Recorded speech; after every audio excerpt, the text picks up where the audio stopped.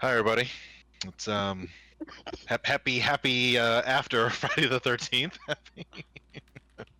You know. It's yeah, right. Because we're too cool to record on the day, right? And Mm-hmm, mm-hmm. who gives a shit about that stuff? But anyway, yeah, it's another episode of Not With That Attitude podcast. Took a little break. Thing weren't planning on it, but it kind of just happened. Like none of us spoke and be like, you know what? Don't feel like it. Yeah, basically. Yeah, We just have our own shit to do. We want to do other shit. it's like fine. We're He's allowed. like didn't have anything anyway, so I'm like, you know what? Yeah, I'm not. No, I'm just gonna go back to sleep. Yeah, right. Right. Oh, but man.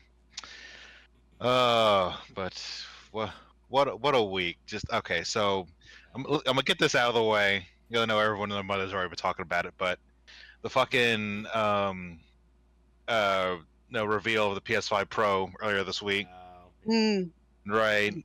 yeah. And just like it's like, okay, so tiny increase to processing power, tiny increase to graphics, right? No more storage, but Mm-hmm. no CD drive, no stand, and you want us to shell out fucking $700, Yeah. Right. right? $800 if you want the CD drive and stand and shit, right? No new PlayStation like only games coming out for the holiday season to go with it or anything. No. Why would we need that? Yeah. You're asking for too much. Yeah. Like, honestly, not impressed.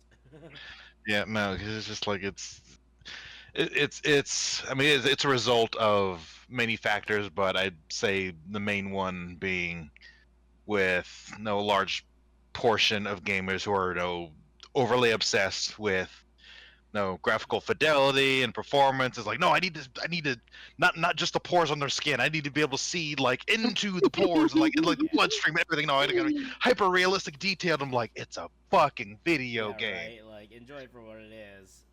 Right? If you want hyper real, then just go outside. Literally go outside. Like, sure, you can't like go and like slay, a giant monster like the size of a cement truck that brings the fire out in the real world, but like, it's That's like the whole at the point. end of the day, just go outside if you want hyper realism. That is realism. Right? Or watch a live action movie or sitcom, Yeah, whatever. I just, don't give a fuck. But watch a it's just nature like documentary. I don't know, man. Like, because we've because I feel like games have gone so far away from just like What they were yeah, intended. like it tended to be Yeah. just we're here, good time, fun time.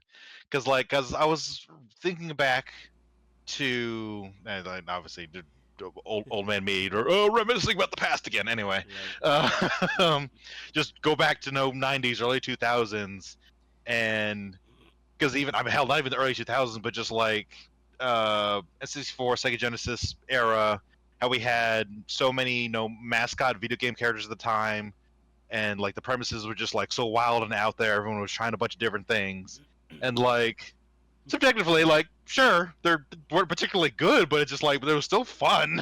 Right. I mean, even then, if you look, like, there's a reason Okami is still my favorite to this day because, like, Right. aesthetically speaking, it was exceedingly pleasing. It's like it didn't have like the best graphics, it didn't have all those hyper realism, but it looked really nice despite that fact. Exactly. And it had an exceptional, good and very investing story that you could go Mhm. through. So it's like, you can, it's like it's still possible to do that kind of thing and not make the game look like, like you're just in the real world. Because like you said, at that point, just go outside into the real world. Well, I find it really funny. I find it really funny because there's such a increase in like pixel-esque games that are really popular, Right. and especially like in the cozy gaming community. Oh yeah, for sure. Yeah. So like Fields of Mystria, completely pixeled. Little Witch in the Woods, completely pixel. Mhm. Like, and those do really well, and they sell really well. And another part of that is like, yeah, they're made for a computer, and you don't necessarily have to have like a console to go with all the other shit that you're doing. Yeah. But that style is still really pleasing and popular, and people still relevant, yeah. and people still come back to it because they don't really need the hyper realistic bullshit that I guess some subsect of the gaming community wants. And like, there's still nice that whole thing where like there's still certain games that are like newer these days that like still have like nice story and but also have those exceptional graphics, but like far and few in Mhm. between. Like, for example, let's say 2024's best-selling games. Okay, let's see, we got Marvel Spider-Man 2, Right. Grand Theft Auto 5, Minecraft. Minecraft is so not like What? like fucking graphics Right, need exactly. like It's like great game. Persona 3 Reload. Mm-hmm. Let's see, I'm just like picking random ones. Hogwarts Right. Legacy is still up there. Yep. I mean, that's probably the only one that I would say is like extremely high end Yeah. in terms of graphics. Elden Ring is still up in those charts. Dragon's Dogma 2. Yep. You know, but like a lot of these are ones that like some of them are just games that don't really have exceptional graphics. They just have like good enough. Yeah. Not no 50,000 FPS with no 50 bajillion, no 4K, no 8K, right? Whatever Right. nonsense. Yeah. Because like, and we're not saying that no, we can't keep progressing to no higher fidelity games and improving Right. technology. You can still keep we doing can keep that. progressing. We can't really afford to have a situation where we sacrifice good gameplay and story just for graphics alone. hmm Yeah, but like with I mean, and the I don't know, the console dynamic has been just changing just so much over the past decade anyway. Right. But with the PS5 Pro in particular, just get a fucking just get a PC. Get a Yeah, fucking right. PC. That's the point, yeah. Like I know the PC is technically like twice as expensive as all that stuff, but you can customize and keep like updating it too. Yeah, you customize it, keep updating it, and it'll know and it'll last you infinitely longer than a console because we all know they're gonna crank out another fucking console in Yeah. 4 years, in 4 to 5 years. So. Right. And like and they don't often have like the backwards compatibility that sometimes they add in, and that's only if they're feeling generous. Oddly enough, the PS5 Pro does have backwards compatibility. I was surprised about that when I was looking at that. Right? Like, The one saving grace. Right. Of course, you have to pay for the backwards compatibility, but you know. Yeah. I don't think so. I think that's just built in. I think it's just the CD. It's just the CD drive CD. and the CD drive and the stand. Well, I mean everything's fucking digital. So I mean, so PS4 games digitally, it's whatever. I mean, yeah, but I still want to play my PS2 games, so I have to keep my PS2 because I sorry, can't play sorry. on my. Not that far backwards Not that far back. compatibility. It's like the more Just recent one generation. generations. Just one Yeah. generation back. Or two. Look, I like Situation when where it's things like- are backwards compatible. Yeah, but overall, it's like one of those things where like we definitely need to recognize that we're not saying we can't progress gaming as a whole. We just want there to still be essence to gaming. Hmm. Yeah, because at the end of the day, what we really, I mean, everybody can like what they like, but I think there's just too much focus put on the looks, the aesthetics, the performance, the storage space. Right. Because as a result, I mean, honestly, Sony's really the only one that's guilty of this right now. Because I mean, I don't even I think what Microsoft stopped is it making Xbox anymore? I think know, the honestly. Exodus was like the last one to do. I'm not sure. I had to double check that. But and then you have Nintendo, who's like always just done their own thing Right. and Yeah. kept the vast majority of their catalog like only on their platforms. So they're fucking set. They don't have to fucking do anything. Right. Yeah, Here right. we go. List of best-selling video games. Yep, Minecraft is still like top dog basically in that sense. Mhm. Which I find really entertaining. Not gonna lie. I mean, they keep adding they keep adding content, but it's also no good content. I mean, Oh yeah, I mean it's moddable too. So. and it'd be That's the heavily thing, moddable. it's- Yeah. it's heavily moddable. So let's see, Minecraft, Grand Theft Auto 5, Wii Sports. Oh, what? Yeah. PUBG Battlegrounds, Mario Kart 8 in Deluxe, Yep. Red Dead Redemption 2. Yep. Of course. Yep. We love a Terraria. good story. See, like Terraria, like it doesn't need to be like a super high end fancy looking game to be good. Like Yeah, no, that game is not pretty. Like Yeah. it's colorful, but it's not super pretty. right. Then we got Super Mario Bros. Overwatch, Mhm. Human Fall Flat, The Witcher 3 Wild Hunt, Tetris.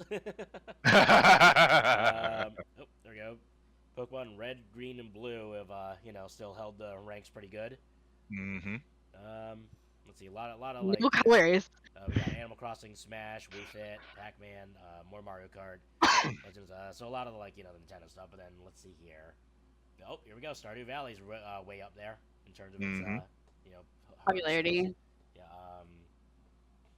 Let's see. And then you have games copying Stardew at this point. Yeah, right.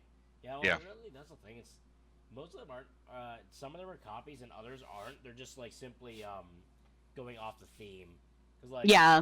like kind of like Fields of Mystery used to get accused a lot of oh, you're copying starters. Like not really. It's taking the theme, the general theme, which is like not in any way a copyrighted or trademarked thing of farming Especially simulation. Especially since they have like Harvest Moon or and they're expanding upon it and that kind of thing. I mean, Mhm. I mean, Adding things that maybe are lacking in that game that people might still want in a game. right. yeah. I mean, and we're also like way past the point where like there isn't like nothing exists that isn't like some iteration of something that already existed. Yeah, Like we're so basically. far past the point anyway. So it's just a matter of like how much effort you're gonna put into like the spin of this past concept that's already been a thing. Basically. Oh, there we go. Mhm. Monster Hunter World. Yeah, there you go. And with the big dogs. But It's like, yeah, we don't need the fanciest looking games. I don't care how fancy it looks. If it don't fucking function right, then I don't care. yeah, I mean, but and Artisan. again, right, and again, by all means, keep advancing technology and whatnot, and then we're not gonna say no to that. We'll happily take that too, Right? but I want it to actually have good story and functionality, and it and can't. like a good gameplay loop, right? Yep. Mm-hmm. But yeah, because then what did it also remind me of? Yeah, I was actually talking to my colleague about the pricing of games in particular the other day. Oh yeah. Oh my god. Because like, but Ridiculousness. and I mean, see, but it's like It makes it's sense, it's but it real. also I mean, it's really weird though, because Mhm. you can break it up into like different groups. Because you obviously have like the crazy high end, AAA games from the big devs and producers and da da da da da. But then you Mhm. have the indie side of it, which can range from like free to 60 or 50 or whatever. Yeah. right. And because it's like, I mean, obviously, the gut reaction everybody's going to be like, no, we're not going to pay more for a game if we don't have to. We're always going to want to try to have a lower price point. Yep. But again, it like you kind of have to. You can't really blanket statement it in the video game industry because we just have such a wide disparity in prices and game quality Right. and devs and publishers. So it's just like you can't do a one size fits all with that. Pretty much. Don't It's one of those things where appreciate it's games going from 50 like from like 20 something to 50 to 60 like and I'm like 70, 80, y'all. yeah. right? Yeah. But again, that really only applies to like AAA though. Yeah, and even then, it depends on the game, like the very Mhm. specific game, not even Yeah. the franchise itself, just the specific. Right, the game specific, it's at, yeah, right, because it's yeah. so subjective. It's like there's no way for them to tell like how much their game is going to be worth until it's out there and in the hands of the players. Right. That's what's always been so weird about video Basically. games. Yeah. Like it's a miracle that like it stuck to 50, like 50, 55, whatever, for like as long as it did, right? Basically. Yeah. Because like now, let's see, how much? I keep forgetting to look. Like how much were like Yeah. N64 and Sega Genesis games Uh, back then? yeah. Super games. Why did they cost so much back in the day? Okay, so they were six. So N64 was 60 back in the day. Yeah. Was Sega pretty much the same? Yes, I know they're priceless now. Okay, like 50. Yeah, so they were like 50, 60 back in days. So I'm like, yeah, it's a miracle it persisted to that price range for so long. Right, and then it was But a very fluctuating economy too. Is the big thing. yeah, Game Boy games would be only like 25, 30 on average sometimes. right. And like but it's one of those things like it would fluctuate based on a variety of factors. Like Sometimes it could even be like how well the console was received, you know, and then games would be priced like that, or like could even be like, you know, based on like how they were produced, you know, how easy it was to produce those games or whatever, that kind of thing. Yeah, yeah. Like and now, fast forward to modern day, like and we were saying earlier with the push for people to higher fidelity. That means they gotta put more money and time and effort and work into upping the technology. And so as a result of that, the price of the system goes up and the price of the games goes up. Yeah. And then everyone starts Doesn't mean- fucking whining. Doesn't mean I have to like it. Yeah. Uh-huh. It's like, Especially since I'm not somebody that cares that much about like how like I love a pretty game, don't get me wrong, but one of the prettiest games for me is a game called Child of Light, and it's like a storybook. It looks like an illustrated novel just popped out. It's not especially like high def. It's not especially like realistic at all. It's just a storybook that you see come to life. That's it. Right. You don't need mega graphics for it. And to be fair to the people who like their high frame rates and high fidelity, all that shit, like yeah, like this. Yeah, I'll happily shit on the CEOs. They're getting their fat ass fucking bonuses at the end of the year, right? Yeah. When they could be putting that to their product instead, and to the Yeah. devs working on it, all the grunts on the ground floor working on this shit with the grind and everything. Yeah, no. So there's a lot of factors that play into it, but it's Capitalism sucks. yeah, right. Yep. That's generally the gist of what we're saying. Capitalism sucks. The end. Mhm. America, fuck Fuck yeah. Basically. Yeah. You know, just overall, general inflation is also a huge effect. right. Mm-hmm. It's like, how come you don't have any kids yet? Pulls up internet. Pulls up. Yeah, right. Literally. How come you don't have any kids yet? Shows like my grocery bill. Yeah, right. My phone bill is about as much as a grocery bill. Phone bill, gas bill, food bill, Yeah, every bill. like just existing bill. Yeah, right. Literally. You know, getting, you know, I gotta like get billed for breathing. Mm-hmm. Mm-hmm. The charging for just breathing. It's, Man, right. I mean, no, they're gonna start breathing charging too for hard air. this month. yeah, like, They're gonna start charging for air. Don't worry about it. Water, you know, nature's resource. Water is apparently government property, so air is as well. You know. You know what? Mhm. I have no doubt that was fully on purpose. With no, because you go back, yeah, a couple hundred years or whatever. No, you could actually like just go to the pond or creek out the woods and drink from there with a relative safety. But of course, now with no pollution and yeah, you all know. But part of me is like that had to have been on purpose. Because I'm sure there's plenty of industry out there that's like, oh shit, we didn't see what the impact of these products would have, and trash and everything did it. I'm sure there's plenty of cases like that out there as well, but I'm sure there's also just as many out there who are like, oh yeah, no, let's put the water so that way we can now charge and sell for water, we can crank the prices and shit, or make a profit off of this. It's like, no, we can't have them going out to the woods and getting free water. Psh, nah. Well, I know like part of it is because that was how they got rid of things historically. It was just like dump it in the river. It'll go away that way. Oh, your chamber pot, just dump it in the river. It'll flow away.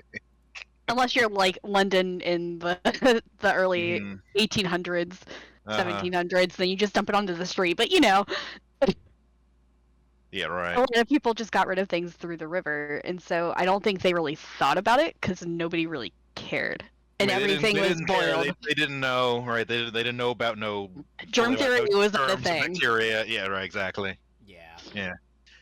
And it's like, and it wasn't like as bad in like much smaller communities, really out in the sticks of the woods and whatnot. But when you have like the bigger cities, higher concentration of people, that's where you really see the impact. Right. At least back then, anyway. Yeah. Mm-hmm. Yeah. So I highly doubt they actually thought about it when they originally started doing it. But once the things got going, I can bet that they didn't really care. it's like, oh yeah, we piss and shit right next to where we eat all the time. It's great. Right. It's fine. No big deal. Yep. Oh man. We survived God. thousands of years doing it. It's fine.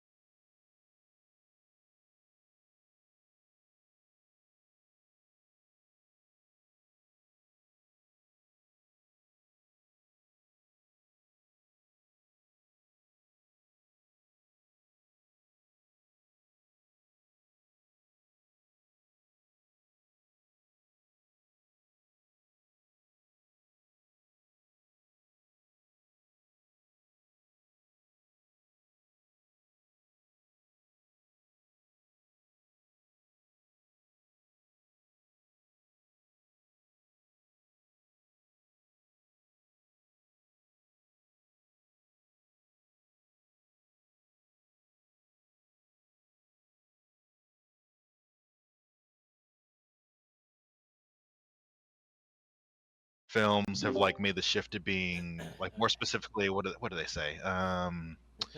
What's the term? What's the term? Hold on. I think more psychological thrills and not like your traditional Yeah. horror stuff with like the slasher chasing the camp or whatever, or there's some monstrosity ravaging some small town or whatever. Blah blah blah blah. That's all they got to be. All got to be like super push-up glasses, hyper clever with it. Got to have some FNAF level hidden meaning to it. Oh my god. But in most cases they just end up trying too hard, and people either don't get it or just don't care, and it's like, no, I'm here for I'm here for the spookums, not to have to work, right? Right. You mean you don't want to think? Yeah, no, I don't want to be scared. I just want to be scared. Just want to feel something again. Oh my god. I wish to feel But- alive once more.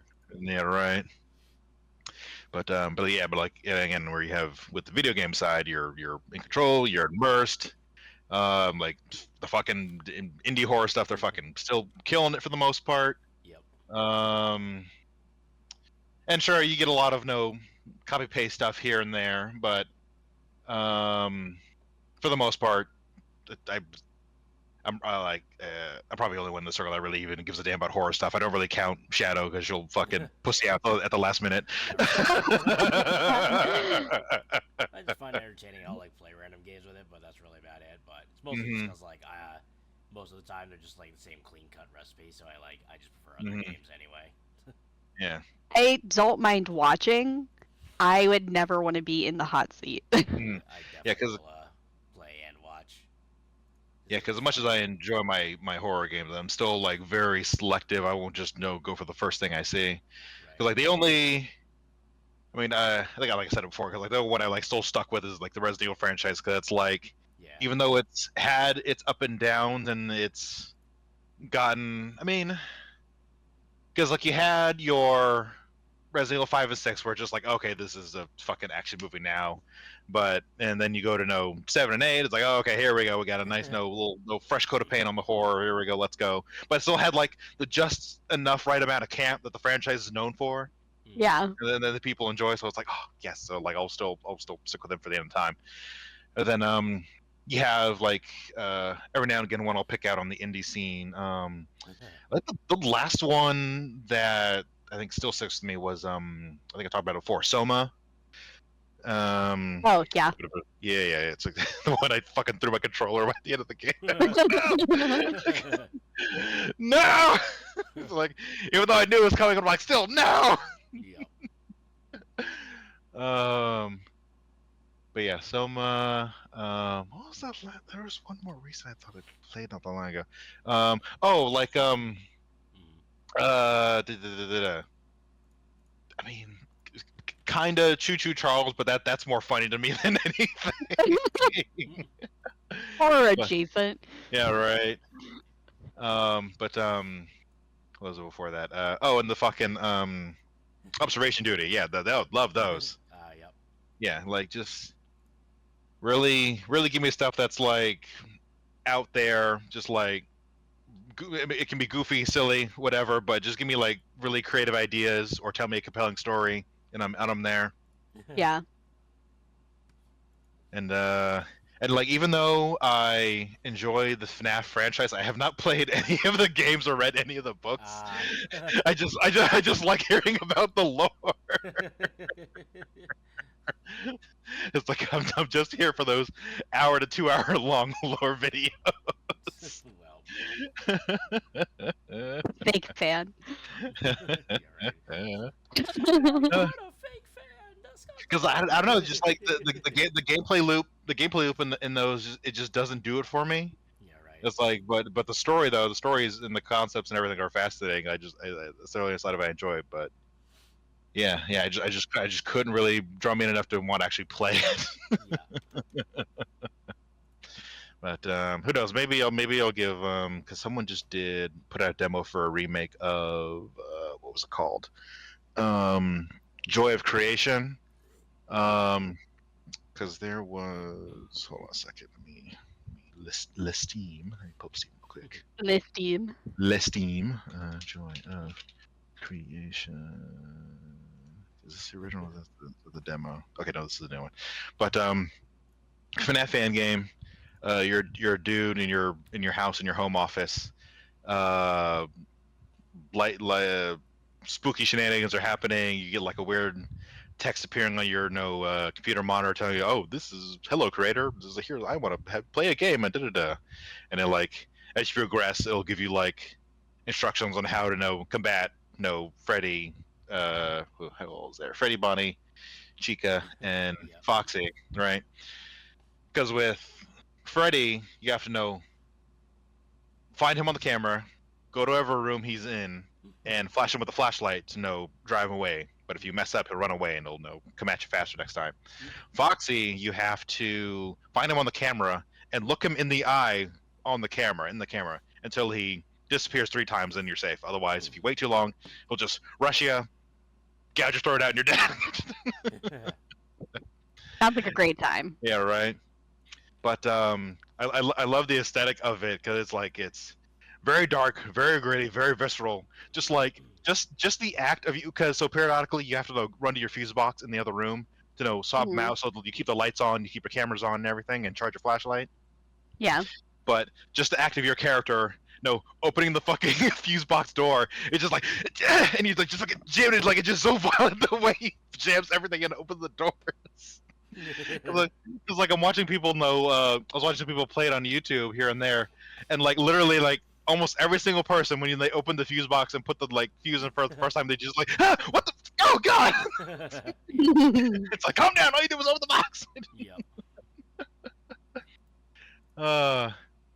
But yeah, I love checking in on fan made stuff of other franchises every now and again, because you get some fun stuff. Keep it up, community. Right? And games can be fun. Mm-hmm. It's like allegedly games can be fun. Allegedly. Legend tells. Push our glasses up upon a a little time. higher. Push my glasses up a little higher on my nose. Yeah, right. So they're on your forehead. Mm-hmm. Man. But Yeah. yeah. So Hollywood, just take a break from horror for a while because it ain't working. Just leave it to the video games. Right. Specifically the indie. Right? Yeah. Let the indie community cook. Let them do the thing. Right. All right. Because God, what was, yeah, the last horror movie that like actually got me like like actually like freaked me out was The Grudge back in Early 2000s. early 2000s. Yeah, that was when I was a wee lad, Yeah. like a wee teen. 'Cause, Yeah, I remember when that came out. yeah, for me that was like the last good horror movie. Because you have your fucking because with the like the Final Destination movies in particular, because it's just like no, it's just so stupid. Is all it is just like America's Funniest Home Videos, but everyone dies at the end. No, my goodness. Yeah, That's all that's it fair. is. That is all it is. Yep. Right? Like in the Saw franchise just should have stopped forever ago because again it's just the same thing again and again and again. Yep. The Right? same It's like- formula. Yeah. Mhm. Alright, And I understand unfortunately, we formulas decided work, I but do need to go, so. Oh, you do need to go? Yeah, I got some stuff I need to do, so. Oh, okay. All right. Okay. All right, fine. We'll go ahead and call it. So Yep. Tick can do his stuff. So Yep. hope you all enjoyed. All right, and please like and subscribe and all this good stuff. And we'll see you next time, I guess, if we feel like it next weekend. Farewell, everybody. Bye bye. Bye.